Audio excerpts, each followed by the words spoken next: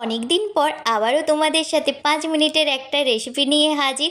কম উপকরণ দিয়ে দুর্দান্ত স্বাদের রেসিপি হবে, মুখের স্বাদ বদলাতে এই মাছের রেসিপিটা একবার হলেও বানিয়ে ফেলো। ফার্স্টেই বাটা মাছগুলোতে নুন হলুদ মাখিয়ে সর্ষের তেলে ভালো করে ভেজে তুলে নিলাম।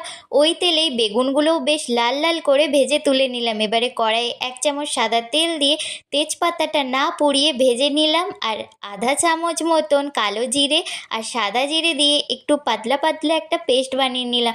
তারপরে ওই তেলেই, মানে যেই তেলে বেগুন ভেজেছিলাম ওই তেলে কালো জিরে আর আলুগুলো হালকা লাল করে ভেজে ওই পেস্টটা দিয়ে দিলাম। 1 মিনিট মতন একটু ভেজে নুন হলুদ গুঁড়ো লঙ্কা গুঁড়ো কাশ্মীরি লঙ্কা গুঁড়ো দিয়ে ভালো করে কষিয়ে নিচ্ছি। এরপরে পরিমাণ মতন জল দিয়ে দেবো, ঠিক যতটা গ্রেভি রাখতে চাও সেই অনুযায়ী জল দিয়ে ভালো করে ফুটিয়ে নেব। জলটা ভালো করে ফুটে এলেই বাটা মাছগুলো দিয়ে দিলাম, বাটা মাছটা দিয়ে ভালো করে ফুটিয়ে নিচ্ছি। এরপরে শেষে বেগুনগুলোও দিয়ে দিলাম।